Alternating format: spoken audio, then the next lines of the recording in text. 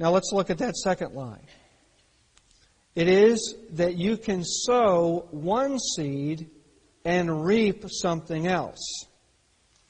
What will you reap? Will you reap good for evil? There was a girl at work, and she was asking, this was between Christmas and New Year's weekends, and she asked me, she said, well, what are you going to be doing this New Year's weekend? And I said, well, I think some family's going to be coming over Saturday. And she said, well, any drinking? And I said, oh, no, we're just going to probably have some refreshments or something, but no drinking alcohol. And she says, you need to live a little. And I thought about that.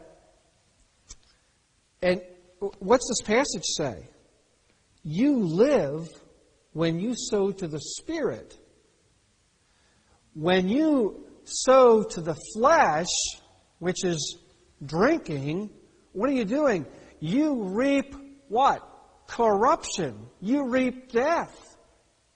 When you sow to the Spirit, you reap life. It's just the opposite.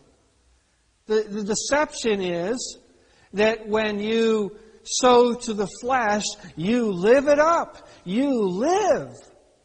But that's the lie. The lie, the truth is that when you sow to the Spirit, when you do godly things, you have life. That's life. That's life everlasting. We need to saturate ourselves with the truth.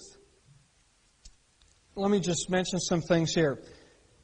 Can you go into consumer debt and reap financial security? And think about this. Isn't that what people do?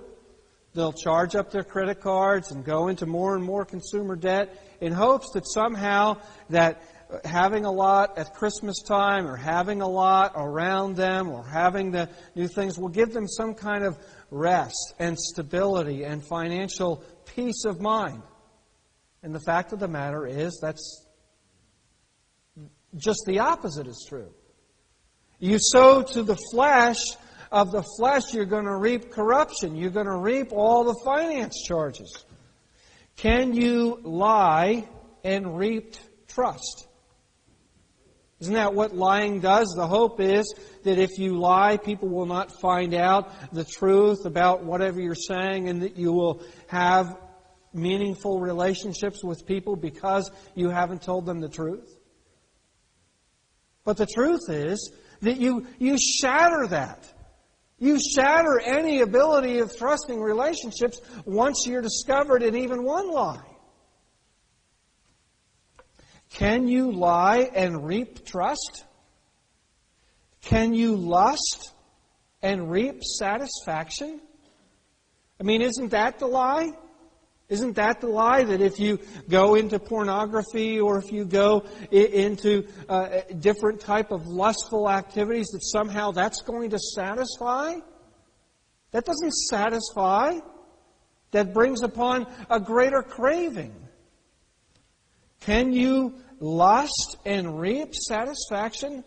No. You reap what you sow. If you sow to the flesh, you will reap corruption. You will reap death. If you sow to the Spirit, you will reap life. You reap what you sow. The same thing, not something different. If you greed, can you reap contentment? I mean, does that make sense? Here's a greedy person, they're trying to win the lottery, trying to get something, and they get windfall. They might even get windfall. Are they going to reap contentment? No. You reap what you sow. You sow to the flesh, you'll reap the flesh.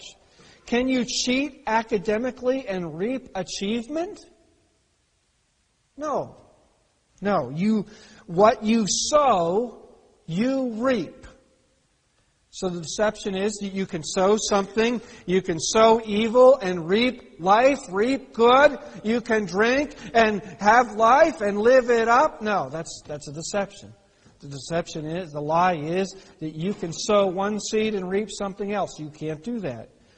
What will you reap? You will reap the flesh.